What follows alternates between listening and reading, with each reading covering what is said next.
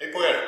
Idag blir det en kort video och dessutom med ett fruktansvärt dåligt ljud. Det blir väldigt mycket eko här inne. Men jag kan inte göra så mycket åt det. Det jag ska prata om idag, det är min första layout-tour. Eller rättare sagt, vad som ska bli en layout. Jag ska visa er runt lite i mitt nya tågrum. Och vad jag har tänkt bygga här under närmsta åren. Häng med! Så här ser det ut. Om vi börjar den här änden så ser vi att det är två dörrar här. Och det beror på att det är två små sovrum. Där jag har slagit ut väggen emellan. Jag har fått en yta på cirka 7 x 3,4 meter. Tack vare det här. Och så här ser alltså rummet ut. När det gäller dörrarna så kommer de att få vara. Någon gång kommer någon att vilja återställa det här och då finns dörrarna på plats. Jag kommer att sätta igen den ena. Det kommer inte vara en in- och utdörr som på en restaurang här. Dessutom så tror jag att man behöver en plats att vistas på när man är några här. Så man måste spara lite golvyta. Och jag tror att det är precis det här som blir den golvytan plus lite till naturligtvis. Planen med det hela, det är att jag kommer här börja med en dold bangård. Det är den som ligger utlagd här och jag ska komma till det strax.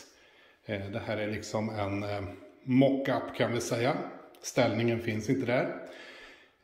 Och sen kommer det att bli lite spår här uppe. Det kommer att bli någon liten hamn här är det tänkt på nästa nivå. Och på högre nivå kommer det finnas en liten station med industri och så vidare där. Järnvägen kommer sen att fortsätta hitåt. Och här har jag ett litet bekymmer. Därför att det blir en getingmidja här. Anledningen till det är att dels har jag en skorstenstock här. Som jag inte får bort. Sen har jag ju fönster på var sida om den. Och jag kommer att använda lite av det här utrymmet. Men jag vill kunna i värsta nödfall kunna krypa upp här bakom och kunna öppna ett fönster. Eller sätta upp någonting i fönstret vad det nu ska vara. Så att, och elementet måste få fungera. Så jag behöver ha ett mellanrum här. Den andra anledningen till den här getingmidjan det är att jag har en taklucka här uppe. Som jag vill kunna fälla ner. Och då landar det i att det blir bara ett utrymme kring 90 cm max kvar här. Och det är max. Hur som helst, tåget kommer att gå över här på ett paradsträcka är det tänkt. För att sedan gå över på andra sidan. Och i diverse sträckningar röra sig runt. Det kommer att finnas stationer här också. Det kommer att bli på motsvarande sätt en ö så här ut. Och sen kommer det att gå tillbaka till en huvudstation som ligger här på en högre nivå.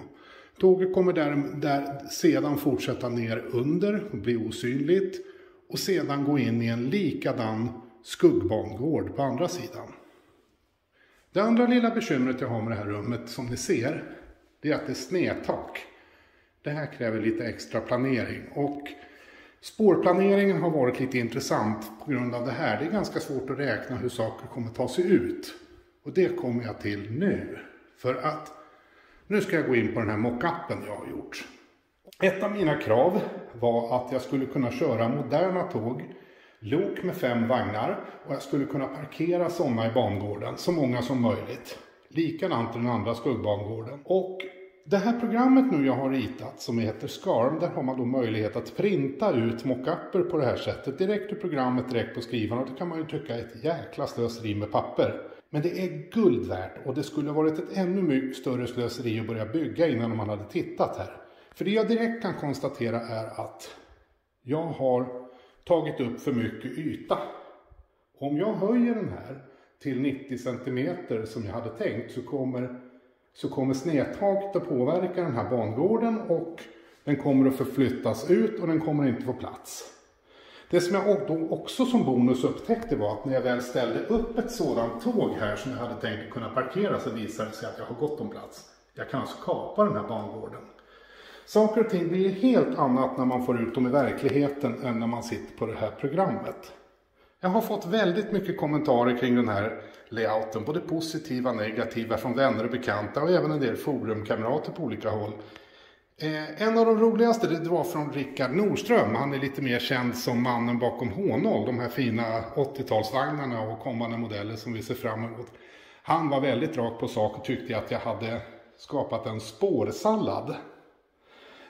jag tyckte det var en relevant synpunkt. För det är nog väldigt mycket så att jag är väldigt trafikinriktad, inte så mycket landskapsinriktad. Men Rickard, tänk på det en gång till. Om jag inte gjorde det, var skulle jag göra av alla fina H0-vagnar? För den som vill och har programmet SCARM så lägger jag en länk till min spårplan. Jag vill jättegärna ha massor med kritik nere i kommentarsfältet här nere på den här. Men innan ni gör det, kom ihåg att det här är verkligen ett utkast. Jag har löst grundproblemet med banan, men det är inte alls säkert att den ska se ut så här i slutligt utförande, utan jag försöker helt enkelt få in så mycket tips och idéer som möjligt. Så är det med det. Här kommer nu mitt tågrum att bli. Och nu kommer vi till frågan, varför står det en kontorstol här med en flyttkartong på? Jo, förstår ni. Det här är en så kallad mock-up. Jag har lärt mig det av en känd profil, Sture Bylén, inom den här hobbyn. Jag tror att ni ser vart det här är på väg nu. Han har inte bara lärt mig att mock-up är väldigt bra för att testa idéer, utan han har också infört att på en seriös modelljärnväg måste man tydligen ha ett skåp som svänger runt så här, innehållandes vissa godsaker. Och jag kan ju inte vara sämre, eller hur? Så skål Sture och alla ni andra, och önskar mig lycka till i mitt projekt.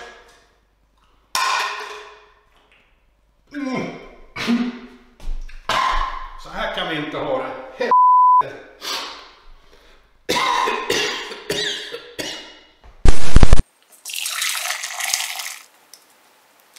För mörkt och för varmt.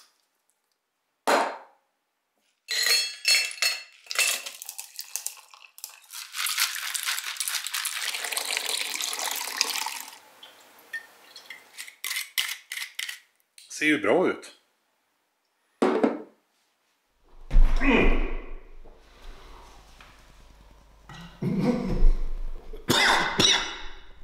Nu gäller det inte att ställa in den där i barskåpet igen.